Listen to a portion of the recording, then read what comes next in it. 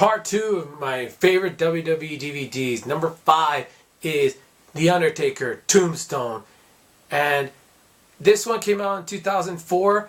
And it's kind of a retrospective of The Undertaker's career through the years from his debut at Survivor Series 1990 up until 2004.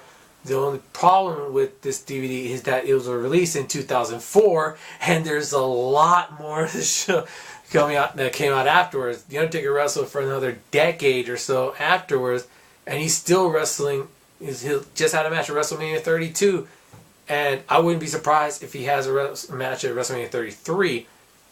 And so I had to put it on this because there are some great matches, and there's some really good stuff on this DVD set. The only thing that I would say is that I was really looking forward to, not looking forward to, but when it's got to happen eventually. The Undertaker does decide to retire.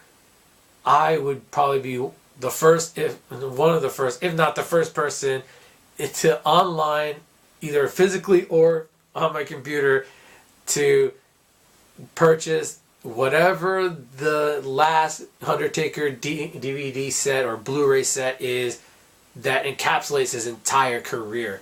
I would really like to see that, and maybe have an interview with the man behind the Undertaker. And I don't like saying it, whatever he's called outside. He's always just the Undertaker, and I like to see the man talk about his career as well, and have some of the matches he had after 2004 on the the last Undertaker DVD is. But as far as a retrospective of his career, has some great matches too. This is a good one to have, and I had to put it in the top 5. Number 4 is Edge. You Think You Know Me. Yeah, I'm not gonna do it. Edge is my brother's favorite wrestler, and this was the last Edge documentary, and it came out, I believe, a year after he retired, so 2012.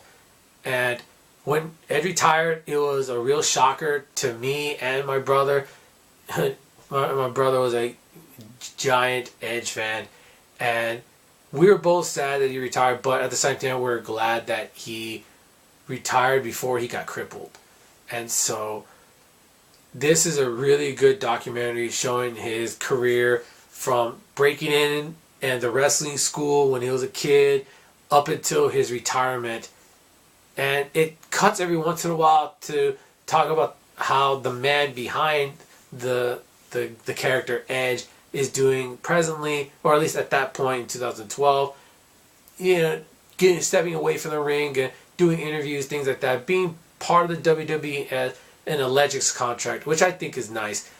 And the only thing I would say as a negative to it is that the last part of it is really rushed. I mean, they took their time to really talk about the early part and the Edge and Christian, the wreaking those awesomeness, which is great, and then him becoming a singles wrestler and even becoming a WWE champion. But from that point, it starts getting kind of rushed.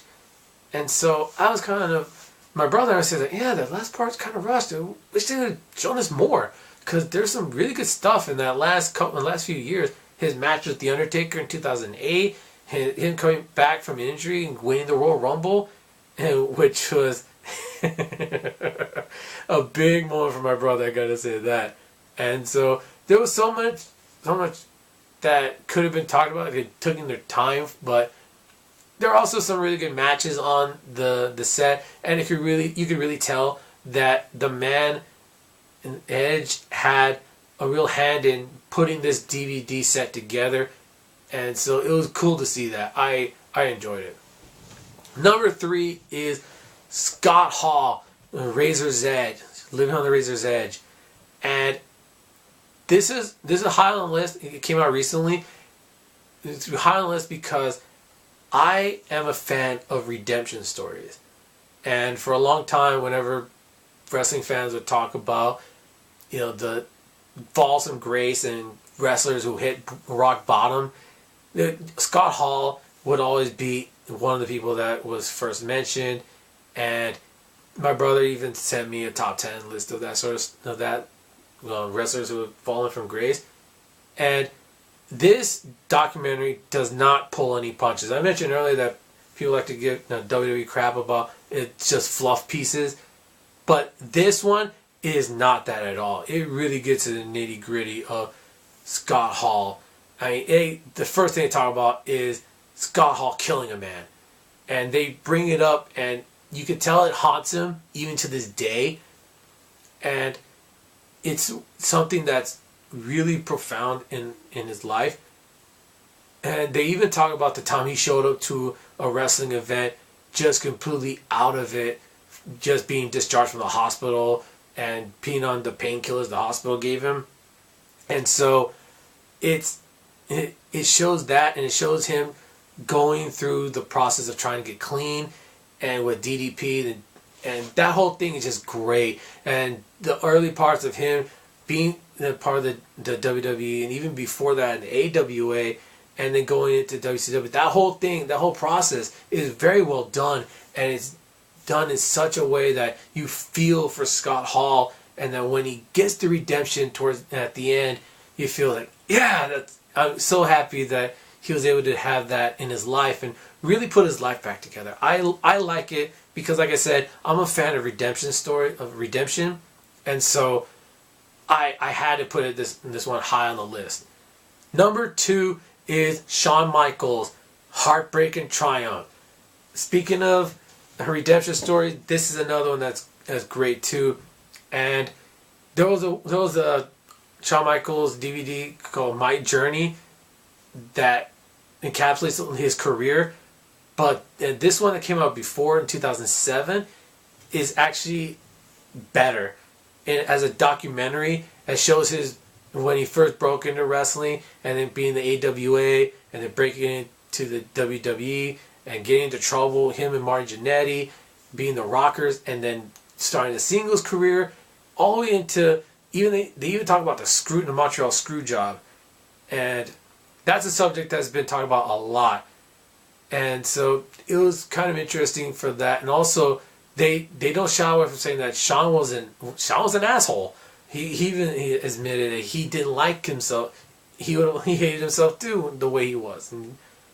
And his redemption, finding God and finding, peace and inner peace like that, it's very well done. I like that.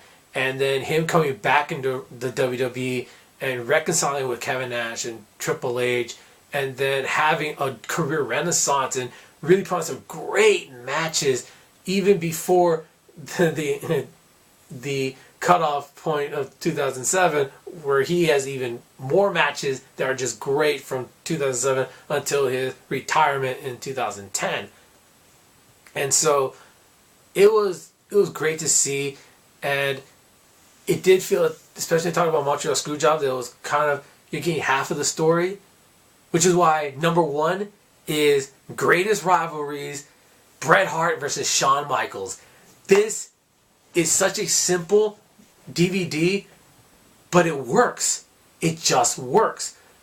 All it is this came out in, I believe, 2011, and Shawn Michaels and Bret Hart finally reconciled and buried the hatchet after so many years of just Shawn Michaels trying to seemingly get back into Bret Hart's good graces and at least get him to be forgiven by Bret, and Bret Hart finally forgiving him, and them having that hug in the middle of the ring in 2010. I saw that live. I was like, yeah, it's great to have them, finally reconcile. Maybe not be friends, but be cordial and friendly to each other, which is nice. I like that, and it goes to the whole redemption that I like. And the documentary part, all it is just Bret Hart and Shawn Michaels in a room talking with good old Jim Ross, JR. And it just works. They talk about their breaking into WWE as the Hart Foundation and the Rockers, to being singles wrestlers, to at times being friends at the beginning, and then when they're becoming singles wrestlers, still being friendly toward each other, but then when it came time for them trying to be the top guy, and Shawn getting kind of paranoid of being the top guy and really having problems, and then that friction between the two of them, that happening, and then later on their forgiveness and the reconciliation. It's really well done, and it's great to see. It's such a simple, like I said, a simple concept, but it's done so well. Not to mention the matches, all of them are just Shawn Michaels versus Bret Hart. And unfortunately, I gotta say, the only downer is that you have to get the Blu-ray, because that's where the Montreal Screwjob match is. Which, to me, I mainly wanted to see the Iron Man match from WrestleMania 12, which is a great match, to me at least.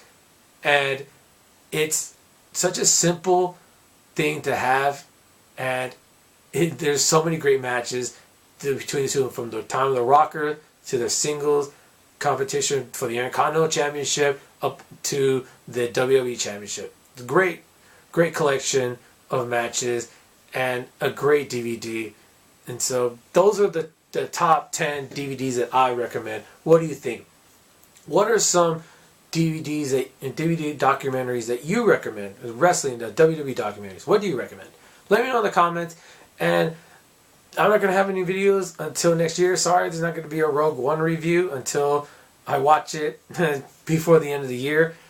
And so, until then, have a Merry Christmas and a Happy New Year. And take care. Bye.